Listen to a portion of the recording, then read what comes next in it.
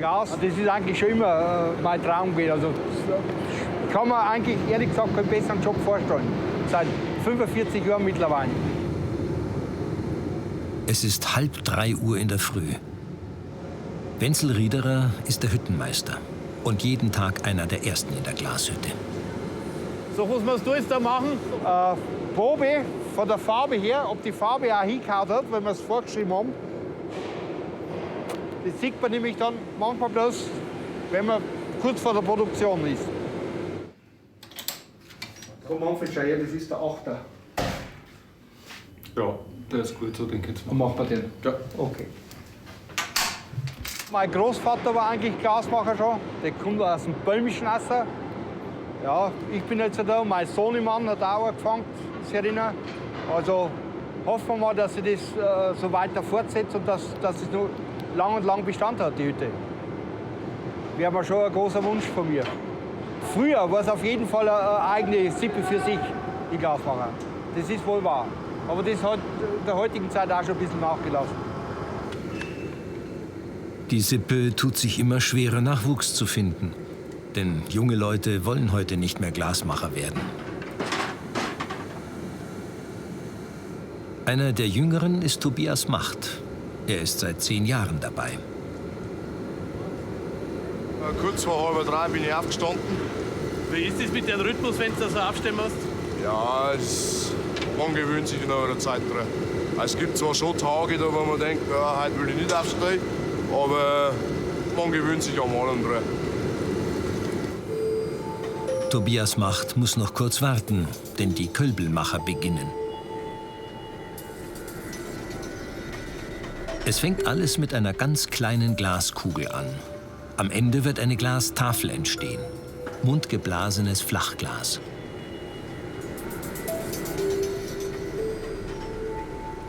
Das Glas geht von der Oberpfalz in die ganze Welt. In New York, Brasilia oder Taiwan gibt es Kunstwerke, Kirchenfenster oder Glaskuppeln, die hier ihren Anfang nahmen. Produziert wird seit jeher in der Nacht, sommers wie winters, wegen der enormen Hitze an den Öfen. Zu einer Mannschaft gehören bis zu 7 Leute, die Hand in Hand arbeiten. Es sind althergebrachte Arbeitsbezeichnungen, der Anfänger, der Einträger, der Glasmacher und der Walzenträger. Tobias Macht ist der Anfänger. So, hast du da schon mal brennt, gescheit? Ist jetzt Gott sei Dank noch nicht. Gott sei Dank noch nicht. Ja, aber da muss man schon aufpassen, oder? Ja, man sollte schon ein wenig aufschauen. Weil es kann manchmal ganz schnell gehen. Ja, da hast du dich eigentlich nicht über den Haufen rennt, oder? Ja, das wundert mich auch jetzt mal, dass das immer noch gut geht. Nein, bis jetzt ist noch nichts passiert. Hier muss jeder voll da sein. Wie bei einem Uhrwerk darf kein Rädchen ins Stocken geraten. Die Hitten, wie die Leute sagen, ist ein ganz besonderer Arbeitsplatz. Ja, es ist doch was Neues. Weil man weiß nie, was man am nächsten Tag ein wenig viel Glas hat. Weil jede Glasfarbe, die lernt sich anders arbeiten. Ein bisschen Erfahrung, das kommt aber erst nach den Jahren. Da weiß man dann schon ungefähr, halt, das Glas kann ich so bearbeiten und das Glas kann ich so bearbeiten. Das braucht schon ein wenig Erfahrung. Der Anfänger übergibt an den Glasmachermeister. Jetzt ist es an Heinz Preisinger, den Glasballon zu blasen. Der Glasballon wird dann zum Zylinder der sogenannten Walze.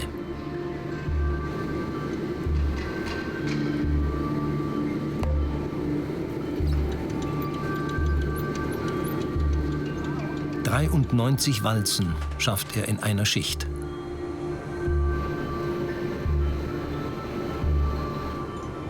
Heinz Preisinger arbeitet schon seit 42 Jahren in der Hütte. Hier gibt man entweder gleich auf oder man bleibt. Wer heute in der Glashütte arbeitet, fällt aus der Zeit, sagen sie hier. Die Arbeitsabläufe sind wie vor 100 Jahren. Dennoch gibt es Veränderungen. Die Leute sind halt anders da als wie früher. Früher sind ja, die meisten sind ja gar nicht mehr da. Es sind schon viel verstorben. Aber das war schon eine schönere Zeit früher, da ich mal sagen. Weil mehr Leute waren. Naja, was heißt stolz? Arbeiten machen wir halt überall. Und wir halten halt zusammen. Also wir arbeiten zusammen. Man macht alle Handgriffe an anderen und wir halten auch so zusammen.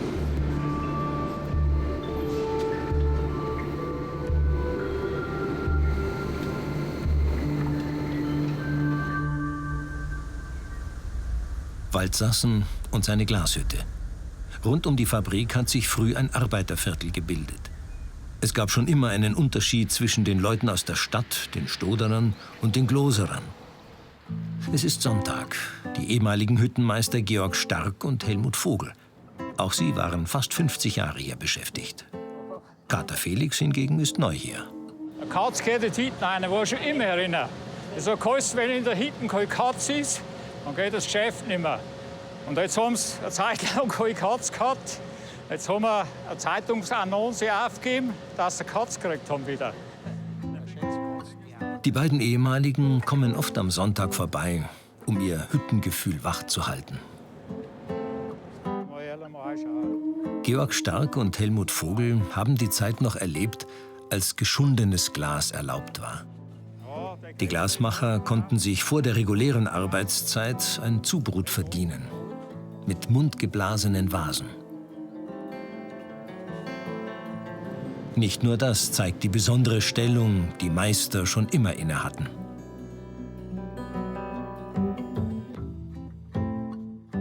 Früher, die alten Glasmacher, das waren schon wilde Büffel. Wenn wir ins Wirtshaus gekommen sind, haben wir einen eigenen Tisch gehabt. Das waren die angesehensten Leute, die Glasmacher. Das war praktisch, die haben gleichgestellt worden mit irgendeinem Direktor oder was. Das waren schon, und das hat natürlich dann noch lauer. Aber ganz früher, die alten Glasmacher, die haben schon noch. Und dann natürlich haben die auch. Die wollen haben bloß heimgekommen zum Kindermachen und dann haben sie wieder ins Wirtshaus gegangen. Da hat fast jeder Glasmacher 12 Kinder gehabt früher. Bier gibt es heute nicht mal am Sonntag bei der Ofenwache. Im Gegensatz zu früher. Die haben halt ihre Teepitcherl, Teekandel nicht gehabt. Da haben sie ein bisschen Tee drin gehabt. Sie haben geguckt, dass die Frau gemeint hat, sie trinken einen Tee. Da haben sie den Tee ausgeschüttet und haben sie das Bier reingeschüttet. Da haben sie dann Bier getrunken. Täglich kam damals der Bierlaster. Kein Wunder bei der Hitze der Öfen, die nie heruntergefahren werden. Noch eine Besonderheit gibt es in Waldsassen. Die Hitterer pflegten eine eigene Sprache, die mit ihrer Herkunft zu tun hatte. Die Glasmacher sind ja vom Böhmischen gekommen oder vom Bayerischen Wald und die haben ihre eigene Sprache mitgehabt. Die Stoderer haben wieder eine andere Sprache gehabt. Wir haben zum Beispiel Bier gesagt, die Stoderer drinnen haben Bier gesagt.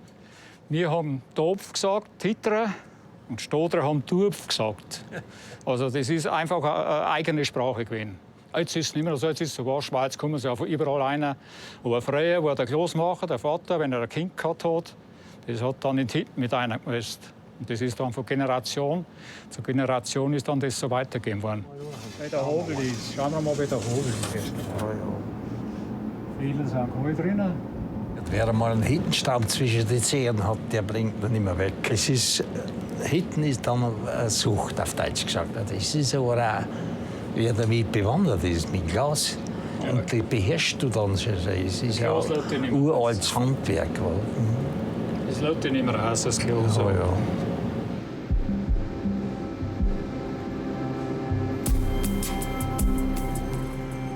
Ihn hat das Glasmachen auch gepackt. Patrick Riederer, der Sohn vom heutigen Hüttenmeister und gelernter Koch. Es gibt ihn scheinbar doch noch, den generationsübergreifenden Hüttenvirus in der Glashütte Lampertz. Die Familie wächst wieder. Wie findest du es jetzt, dass du den Job machst, den dein Vater auch gemacht hat? Ja, natürlich ist man da auch ein bisschen stolz drauf, weil der Vater schon 45 Jahre oder 43 Jahre jetzt da drinnen ist und man macht dann das auch so das Gleiche. Natürlich ist das schon ein bisschen mit Stolz verbunden, aber ja, so gut wie der Vater bin ich nicht, das dauert schon ein wenig. Die letzte Station. Die abgekühlten Walzen werden aufgeschnitten und kommen in den Streckofen. Erst hier entstehen die Glastafeln.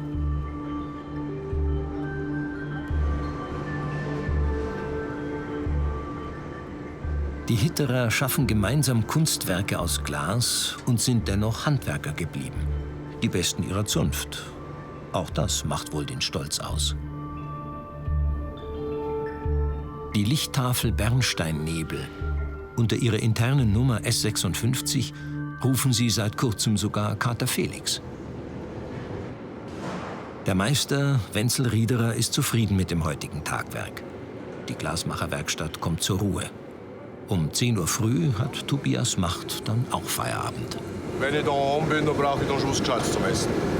Weil da muss schon was Größeres hier. Was machst du dann, wenn du daheim bist? Ja, immer unterschiedlich. Entweder Currywurst, Schnitzel oder Pizza, was halt daheim ist. Alles Mögliche. Der Hüttenmeister Wenzel Riederer ist im benachbarten Neualbenreuth daheim. Da gibt es heute Traditionelles.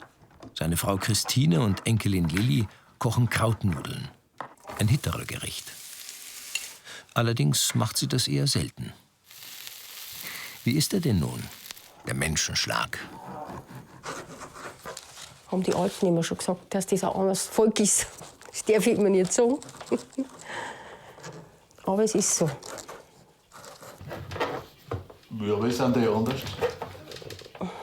Die Mentalität ist anders, denke ich. Ich kann es nicht anders erklären. Es ist so. Seine Mutter hat immer gesagt, das sind andere Leute. Hitterer sind andere Leute. Und da müsste eigentlich mir schon ein paar recht geben. Sie hüten einen unendlichen Schatz an Erfahrung und Wissen ums Glasmachen. 5000 verschiedene Farben können sie.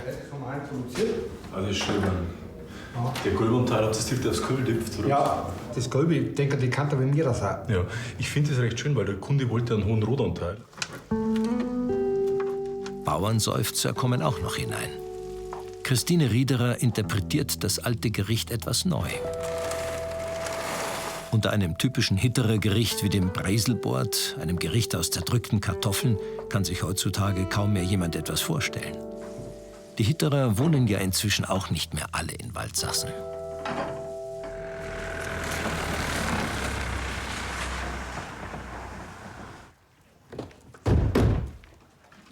Zum Mittag wird natürlich frühzeitig gegessen bei den Riederers.